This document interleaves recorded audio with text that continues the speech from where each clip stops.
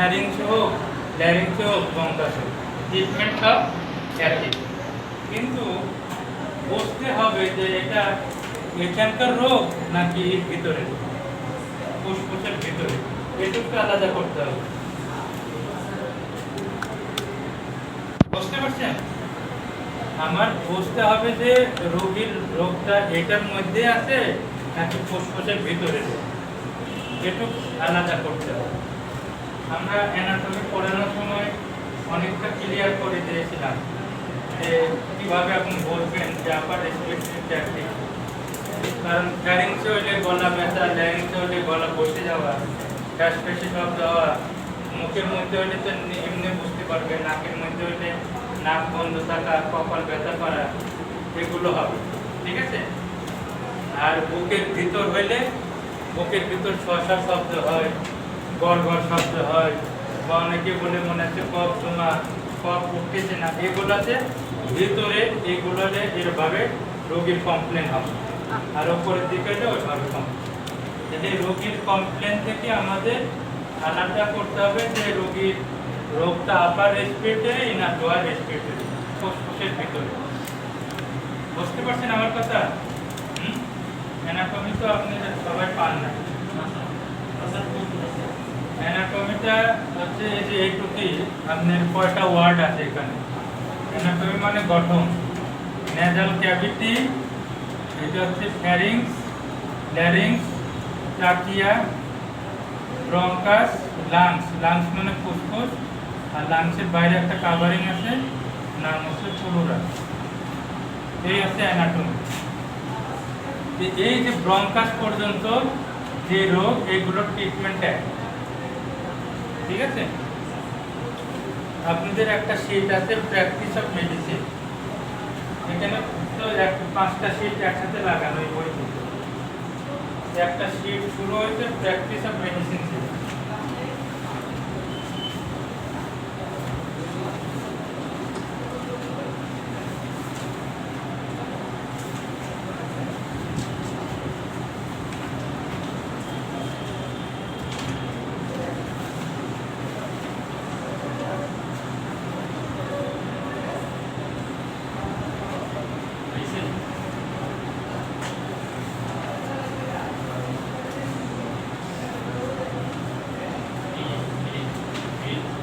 হ্যাঁ, practice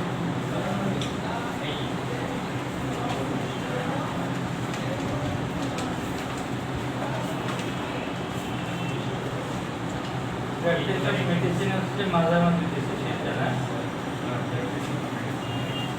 practice of মেডিসিনে প্রথম 6টা ডিজিজ বা রোগ, প্রথম 6টা ডিজিজের নাম দিয়েছে sinusitis, tonsillitis, pharyngitis, laryngitis, bronchitis এবং common cold.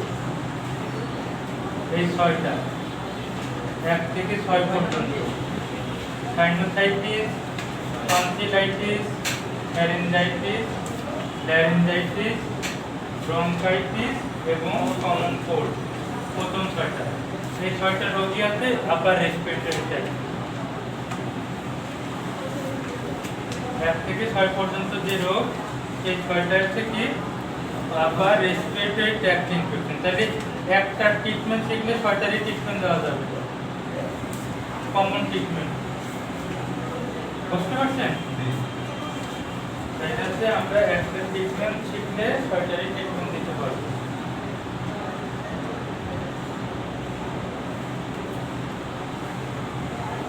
Sinusitis, tonsillitis, laryngitis, pharyngitis, bronchitis, common cold. 6টা পাইছেন 1 থেকে 6 পর্যন্ত।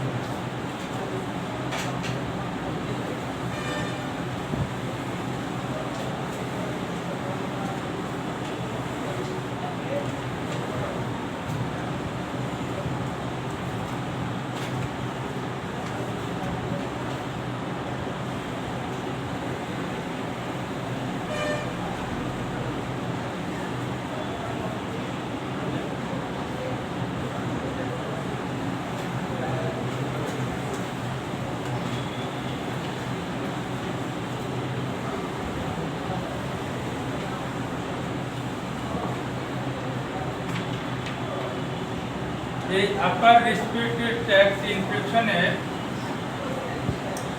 মূল কারণ একটা হচ্ছে অ্যালার্জি। অ্যালার্জি সমস্যা আমি সবাই দেখে না, মুখে নাকে মুখে চুলকায়, পানি পড়ে বা ঠান্ডা লাগে, একটা কজ হচ্ছে অ্যালার্জি। হ্যাঁ,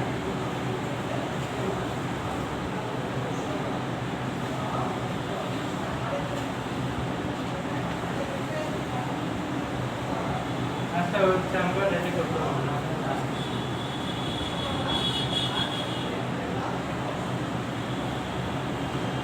তাহলে হচ্ছে অ্যালার্জি একটা কজ। যে কোনো ধরনের রোগ তৈরি করার জন্য কি কি জীবাণু, যে কোনো রোগ তৈরি করার জন্য কি কি জীবাণু বা ইনফেকশন দায়ী? ব্যাকটেরিয়া, ভাইরাস, প্রোটোজোয়া, ফাঙ্গাস, চারটা জিনিস। আমাদের এই দুনিয়ায় যত রকমের অসুখ বিসুখ হয় তারা তৈরি করে ব্যাকটেরিয়া, ভাইরাস, প্রোটোজোয়া, ফাঙ্গাস, চারটা জিনিস। এই করোনাটা কি ভাইরাস, ডেঙ্গু ভাইরাস। তাহলে এই যে এখন এই দুইটা ভাইরাসে অনেক বেশি না, দুইটা ভাইরাসে কত মানুষের রোগ তৈরি করে ফেলছে।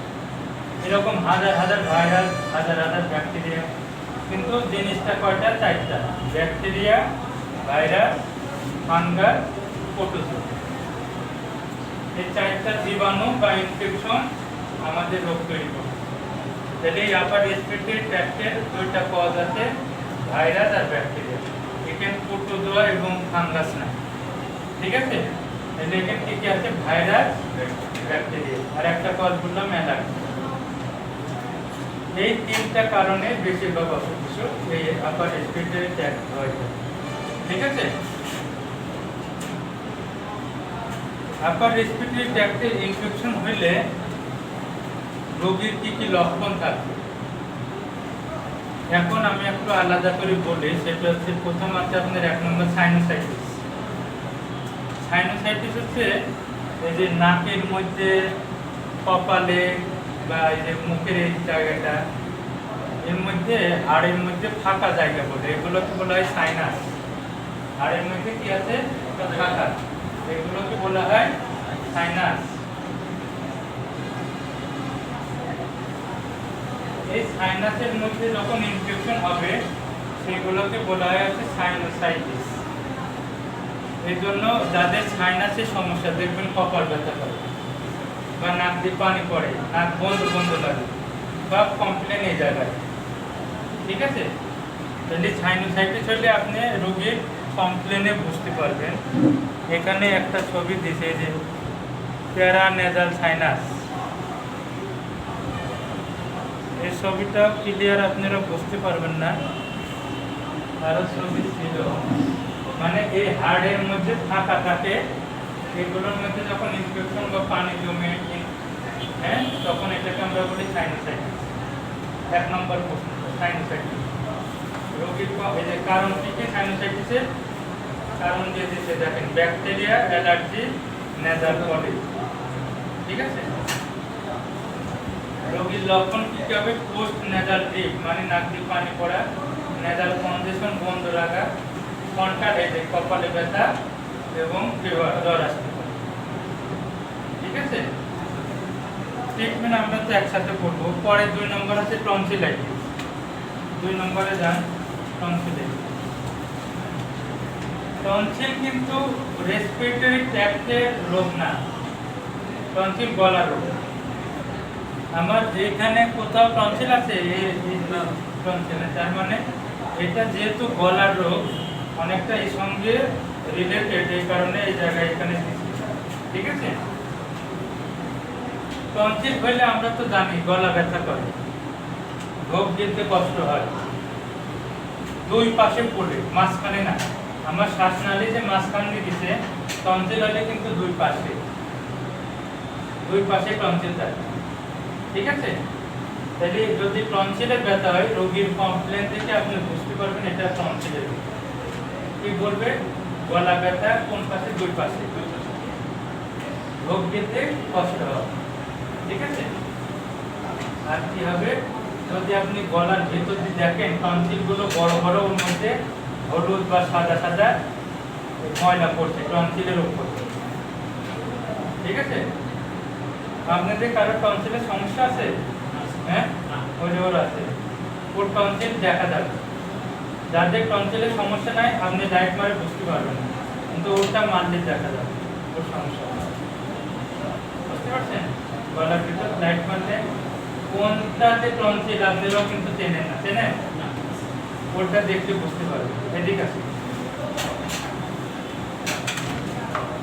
মানুষ লাইট মারি মারি দেখেন বসেন, এদিকে বসে, এদিকে ঘুরে বসে, সামনে পা বাইরে, দুটো পায়ে বাইরে। কোনটা টনসিল বলে দেখায় মানুষ যদি লাইট মারি দেখে আপনারা মনে বোঝে না, আকার যেভাবে এই দেখেন, এদিকে দেখেন আসেন একটা যেভাবে করে নিচে নামাতে হবে। ওই পাশে কি করে কি বলেন তো, ওই পাশে দেখতেন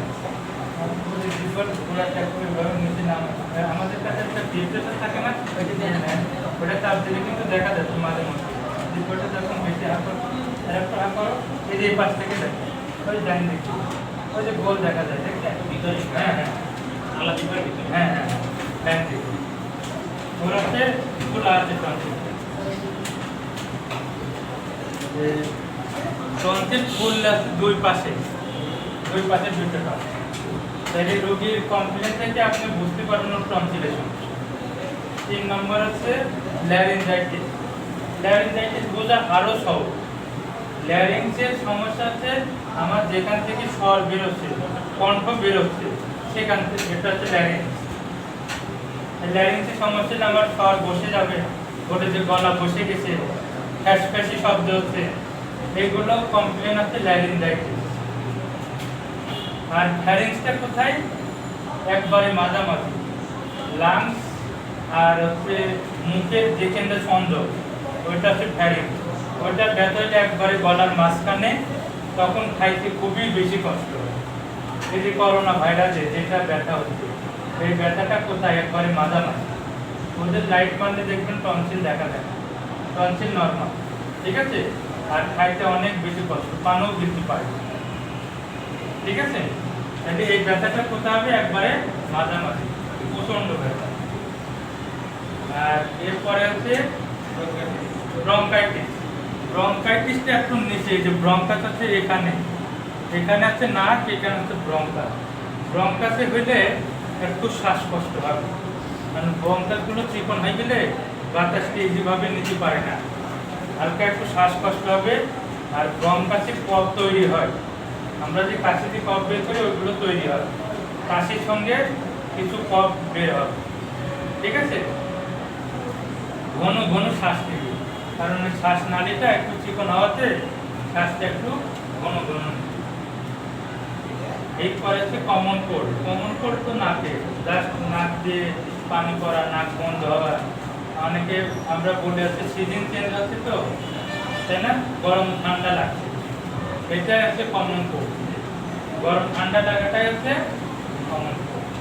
এই 6টা রোগীর কমপ্লেন শুনে আপনি বুঝতে পারবেন যে এটা কোন জায়গায়, নাকের ভিতর নাকি নাকের শেষে, নাকি ল্যারিংস নাকি ফ্যারিংস। এটা হচ্ছে ল্যারিংস, ফ্যারিংস, ব্রঙ্কাস। রোগীর কমপ্লেন থেকে এখন বুঝতে পারবেন না যে কোন জায়গার অসুখ। কণ্ঠ সমস্যা হলে ল্যারিংস, মাঝামাঝি ব্যথা হলে ফ্যারিংস, নাকের মধ্যে দুইটা, সাইনোসাইটিস আর কমন কোল্ড, আর আছে ব্রঙ্কাইটিস, আর দুই পাশে ব্যথা হলে টনসিল। রোগীর কমপ্লেন থেকে বোঝা যাবে যে কোন জায়গাটা পড়ে, কিন্তু অ্যানাটমি তো আপনার মাথায় রাখতে হবে, নাহলে বুঝতে পারবেন। ল্যারিংসের পরে, ল্যারিংসের আগে ফ্যারিংস, ল্যারিংসের পরে ট্রাকিয়া, তারপরে ব্রঙ্কাস। এটা কিন্তু আপনি মুখস্থ রাখতে হবে, মানে অ্যানাটমিটা গঠন কিভাবে, ঠিক আছে? তাহলে ট্রিটমেন্ট কি দিবেন? সবগুলোরই এক।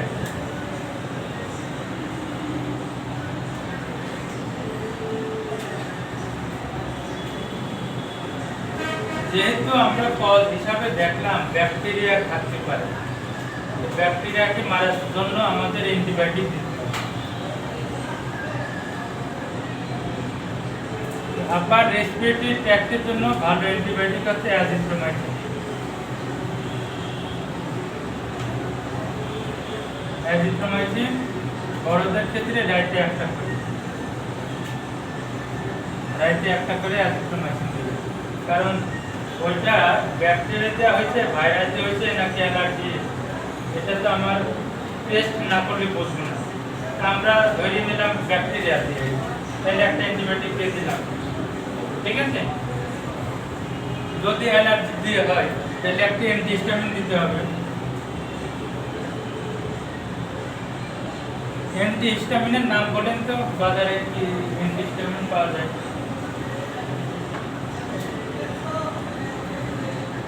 যত ধরনের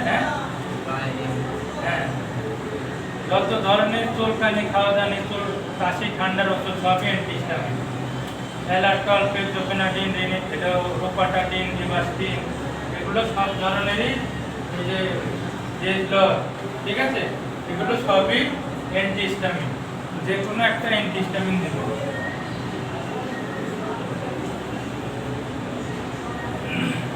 তাহলে একটা অ্যান্টিহিস্টামিনের নাম বলেন। টেক্সো।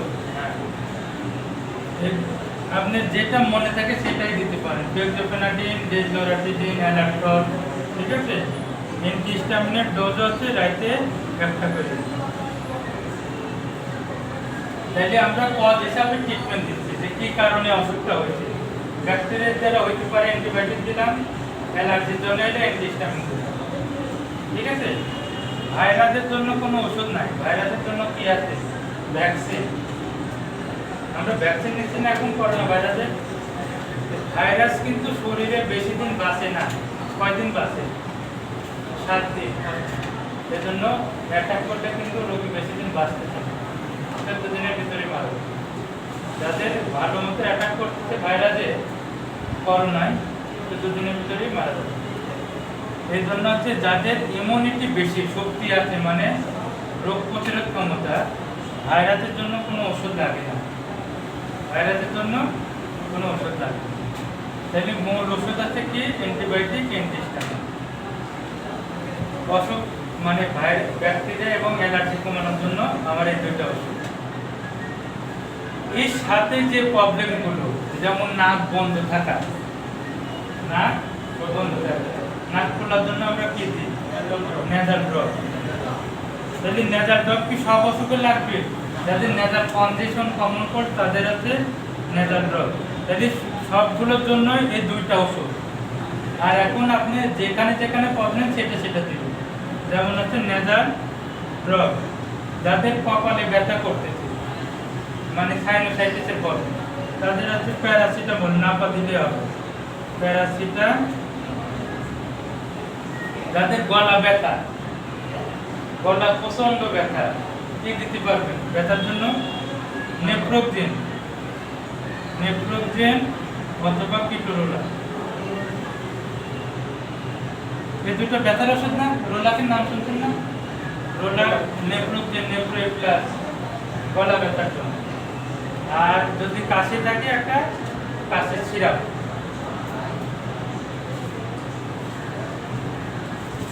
কাশি থাকলে কাশি সিরাপ। তাহলে 6টা রোগ কিন্তু আমার একসাথে পড়া হয়ে গেল। দুইটা হচ্ছে কমন ওষুধ সবার ক্ষেত্রে, আর রোগীর যে কমপ্লেন, যদি নাক বন্ধ থাকে ড্রপ দিবেন, কপালে ব্যথা থাকলে প্যারাসিটামল, গলা ব্যথা থাকলে দুইটা, আর কাশি থাকলে সিরাপ। হ্যালো, হ্যাঁ না আসি নাই, যাবো এখন।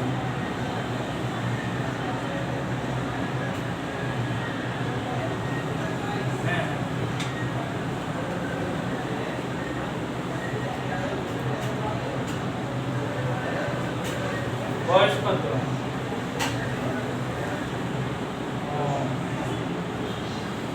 আমার কাছে তো প্যাড নাই, ওই যে বৃষ্টির জন্য আমি খালি হাতে চলে আসছি। আমাদের প্যাডে তাহলে অফিসে বসান, আমি আসতেছি।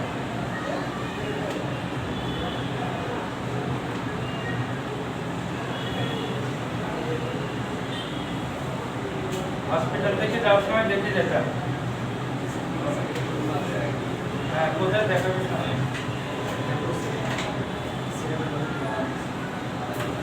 বুঝতে পারছেন ট্রিটমেন্টটা?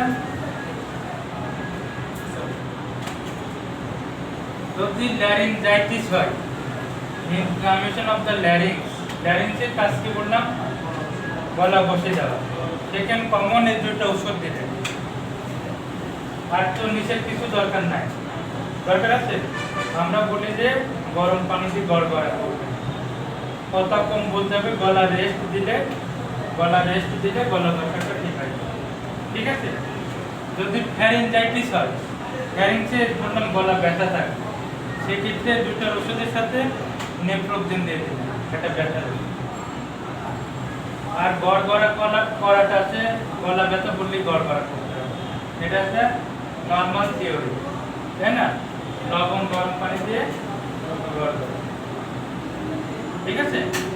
তাইলে sinusitis, tonsillitis, pharyngitis, laryngitis, bronchitis, common cold treatment করতে পারবেন। নিজেদের সমস্যা হলেও ওষুধ খাইতে পারবেন, আশেপাশে হলেও খাওয়াইতে পারবেন।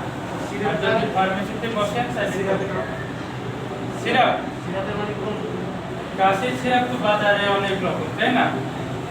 আপনাদের একটা টপিকস আছে কফ, শুধুমাত্র কাশি, কি কাশির জন্য কোন সিরাপ, ওই টপিকসে আপনারা শিখবেন যে কোন কাশির জন্য কোনটা, শুকনা কাশির জন্য কোনটা, প্রোডাক্টিভ কফের জন্য কোনটা দিবেন, ফুসফুসি কাশির জন্য কোনটা দিবেন, একটা টপিকসই আছে, ওখানে আপনারা বিস্তারিত করবেন। ঠিক আছে? তাহলে এই ছয়টা ডিজিজ পারবেন তো? এখন দেখেন, তারপর রিভাইজ করেন।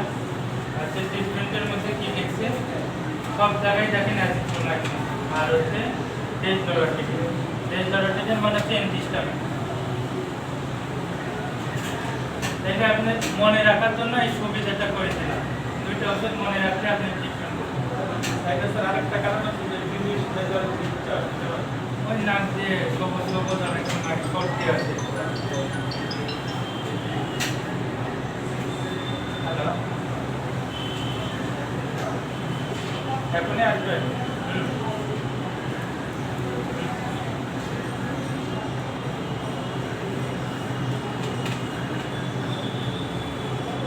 আশা একটু করি না।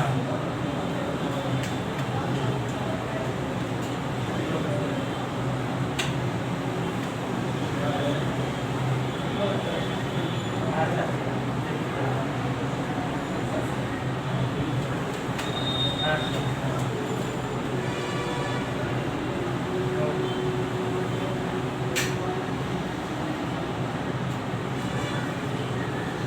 ঠিক আছে, আজকে এই পর্যন্তই থাকলাম।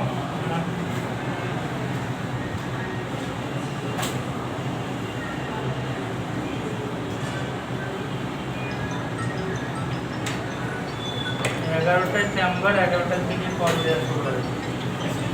হ্যাঁ, ডক্টর শেখুনুর রহমান।